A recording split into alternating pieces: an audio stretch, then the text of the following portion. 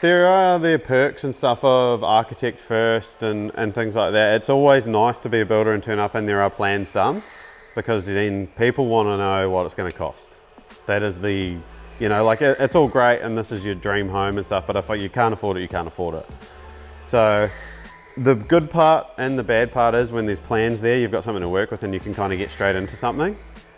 But you're not a part of that process in terms of like, I'm the one that goes to the merchant every day and goes, what's this costing? I just bought 3,000 meters of 4x2 for one of my jobs. I know what that costs now compared to an alternative product. So it's always good for, I find anyway, having us involved early, because we can make those adjustments because we've just learned off of another job. This architect might not actually know the money side of every single job, and architects are different too. Some architects like to help manage the job, whereas some are like, there's the plans, call me if you need anything, but they're not coming in and looking at the site and things like that. Like I think they used to like really be on site and like almost inspecting your work and making sure it's going to what they've told you to do. So it's almost flipping around and they don't do as much on site. Well, with us, I prefer to be involved as soon as we can, because then I can help with that. And also, most of our stuff's batches, holiday homes, things like that. So it's people that aren't here all the time. So there's a bit of, I'd call it local knowledge. It sounds wanky, but you know, it's like we know we've built here. We've been building here. We know those setback rules, those rules of how high your fence can be next to a bloody public walkway. You get someone that doesn't know that, or someone like an architect from somewhere else first or whatever, they you know, and you get sold on dreams early too.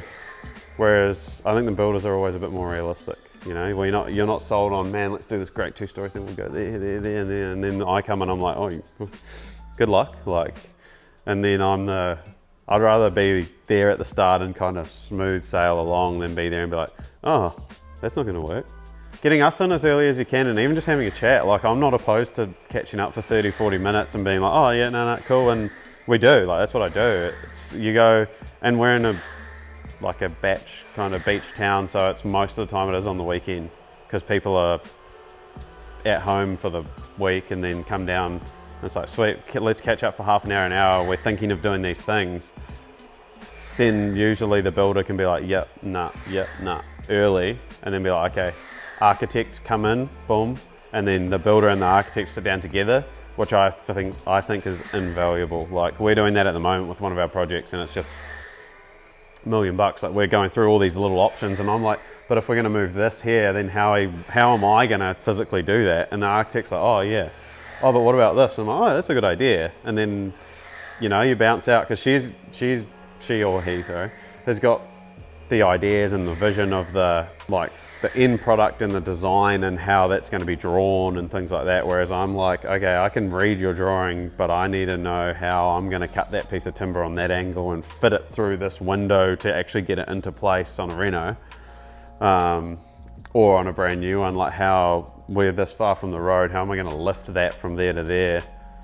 So that could actually cost you more money than just doing this in the first place. That's how I do it. I get us involved and then get the architect, builder, client sitting down, working together.